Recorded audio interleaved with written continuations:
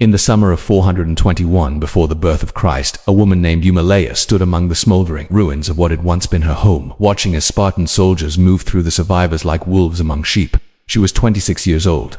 3 days earlier, her husband Cleomenes had died on the city walls of Mantinea, a hoplite warrior who had fought to his last breath as the Spartan assault finally broke through. For 72 hours she had hidden in the cellar of her house with her 3 children, 2 daughters aged 7 and 5, and a son barely 3 years old.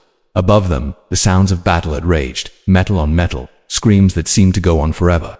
And then finally that terrible silence that could only mean one thing: the city had fallen. Now she stood in daylight again, blinking against the sun, and watched as Spartan officers separated the survivors into groups with the cold efficiency of men who had done this many times before. The men who had surrendered were being marched away in chains. The elderly were being gathered in one area, very young children in another, and women like her, women of childbearing age, were being assembled into their own group, examined by Spartan commanders who walked among them with the detached interest of merchants assessing livestock at market. Eumelia pulled her children closer, trying to make herself small, trying to disappear into the crowd of frightened women around her. Perhaps if she remained quiet enough, invisible enough, they would overlook her. Perhaps she and her children could somehow slip away in the chaos. But then a Spartan officer was standing before her, his armor still stained with what might have been her husband's blood for all she knew. He asked her age. He asked if the children clinging to her were hers. When she answered, her voice barely a whisper, he nodded and made a mark on the wax tablet he carried. Then he moved on without explanation, without even looking at her face, as if she were nothing more than an item on an inventory list. That evening, everything changed. Eumelia and approximately 200 other women from Mantinea were separated from their children. The screams that followed would echo through those ruins for days in the memory of anyone who heard them. Women were torn from their families by Spartan guards who showed no more emotion than if they were separating cattle from calves. Eumelia's 3-year-old son cried out for her, his small voice breaking with terror as he tried to run after her. An elderly woman held him back, designated to care for the children left behind. Eumelia looked back over her shoulder as the guards pushed her forward, trying desperately to memorize her children's faces, having no idea if she would ever see them again. Something broke inside her in that moment, something she would later realize could never be repaired. The march took 3 days. The women were given minimal food and water, just enough to keep them walking. At night they slept on the ground under guard, exposed to the elements, moving steadily southeast towards Sparta.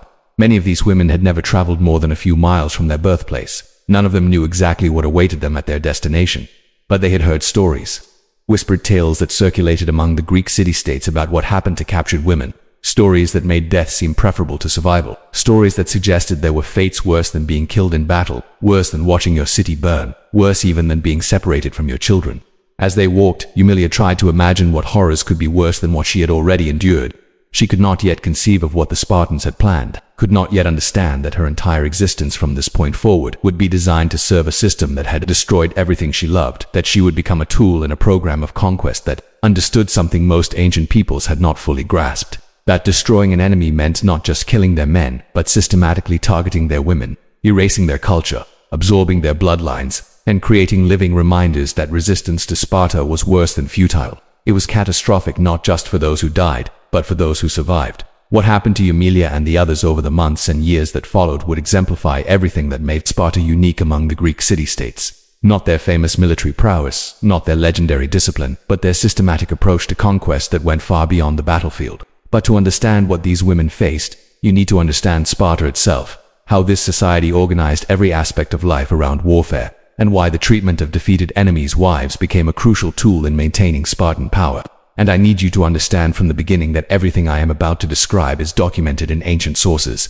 Plutarch, Xenophon, Herodotus, Thucydides, historians who wrote about Spartan practices based on their own observations or accounts from people who had witnessed these events firsthand. If you want to understand how conquest has targeted women throughout history, how systematic practices of forced reproduction and identity erasure have functioned as weapons of war, then subscribe to this channel right now, because what comes next will change how you understand ancient warfare forever. Hit that subscribe button and leave a comment telling me where you're watching from, because this story needs to be heard. Sparta was not like other Greek city-states, and that difference would seal the fate of women like Eumelia in ways more horrifying than simple death or slavery. While Athens developed democracy and philosophy, while other Greek cities built monuments and pursued trade and created cultural achievements that would echo through millennia, Sparta dedicated itself entirely to one purpose: war. Every single aspect of Spartan society was organized around creating the most effective warriors possible. and maintaining military dominance not just over neighboring Greek states but over the massive population of enslaved people called helots who worked Spartan lands. These helots outnumbered Spartan citizens perhaps 10 to 1, creating a constant underlying fear of rebellion that influenced how Sparta treated both helots and defeated enemies. Spartan boys were taken from their families at age 7 and raised by the state in the brutal training system called the agorge. They learned to fight, to endure pain, to obey without question, to value the state above their own lives. Individual identity was suppressed in favor of collective identity as Spartans. Weakness was not tolerated. Infants judged too weak or deformed were reportedly left to die exposed on the mountainside.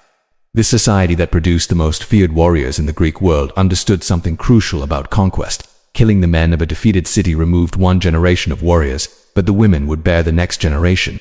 And if those women were allowed to maintain their cultural identity and pass it to their children, they could create a new generation of enemies. So Sparta developed methods to prevent this. Methods that involved controlling women's reproduction, erasing their cultural identity, and absorbing them into Spartan society in ways that ensured their children would serve Sparta rather than seeking revenge for their defeated fathers. When Sparta conquered a city, surviving populations were sorted with cold efficiency.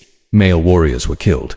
Male civilians of military age might be executed or enslaved, but women of childbearing age received special attention because they represented both threat and opportunity.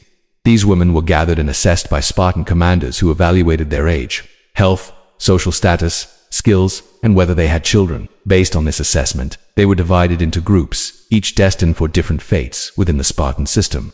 The wives and daughters of the conquered city's ruling class were specifically identified and set aside. These noble women had value to Sparta not as laborers but as symbols of total subjugation and as vessels for producing children who would have mixed heritage but Spartan identity. They would be assigned as wives or concubines to Spartan citizens, particularly older men who had not yet produced enough children. The assignments were made by Spartan authorities as state policy designed to serve state interests. These forced marriages served multiple purposes that reveal the sophisticated cruelty of Spartan conquest strategy. They humiliated the defeated enemy by demonstrating that even their highest-ranking women were now property to be distributed to Spartans. They produced children who would be raised as Spartans but carried the blood of the conquered people, creating visible demonstrations that the conquered population had been absorbed. And they prevented these women from bearing children who might grow up with grievances against Sparta. Ancient sources describe how these forced marriages were sometimes conducted as public ceremonies, rituals designed to demonstrate Sparta's total victory. The captured woman would be dressed in wedding garments and brought before the Spartan community. She would be formally married to her assigned husband in a ceremony that mimicked traditional Greek wedding rituals, but everyone understood was actually a display of conquest. The woman would be forced to participate, to speak the required words, to go through the motions of a willing bride, while everyone present knew she was a captive whose former husband had likely been killed by Spartans days or weeks earlier. After the ceremony, she would be taken to her new husband's household, where she would be expected to fulfill all duties of a Spartan wife, managing the household, bearing children, raising those children as Spartans, but she would always be marked as a captive, as an outsider, as someone whose presence was a reminder of Spartan conquest. For women like Eumelia, this fate was described by contemporary sources as worse than death because it involved not just survival under subjugation but active participation in the destruction of her own culture. She would be forced to raise children as Spartans, teaching them Spartan values, watching them grow up to potentially become warriors who might fight against any remnants of her original people. She would manage a household for the man whose people had killed her first husband and destroyed her city. She would live every day in a state between captivity and marriage, neither free nor simply enslaved, but occupying a role that required her to perform normality while experiencing ongoing trauma. Ancient accounts suggest some women never adapted, living their entire lives in states of depression or grief that no amount of time could heal. Some reportedly chose death instead, throwing themselves from cliffs or finding other means of escape before they could be assigned to Spartan husbands. These deaths were sometimes portrayed in Greek literature as examples of feminine virtue, women choosing death to preserve loyalty to their deceased husbands in original cities. But the fact that such choices were necessary reveals the true horror of the system Sparta had created. The systematic nature of these practices is crucial to understand. This was not random violence or individual soldiers acting on impulse. This was state policy implemented according to plans made by Spartan authorities, designed to serve strategic objectives. The targeting of women for reproductive purposes was as carefully planned as military campaigns. What happened to the women of Mantinea? What happened to Eumelia and her companions on that forced march toward Sparta? It was part of a conquest strategy that understood women were not merely collateral damage in war, but targets in their own right, tools to be used in the complete destruction of enemy societies. Their bodies, their children, their identities, all became weapons in Sparta's arsenal. turned against the very cultures these women had been born into.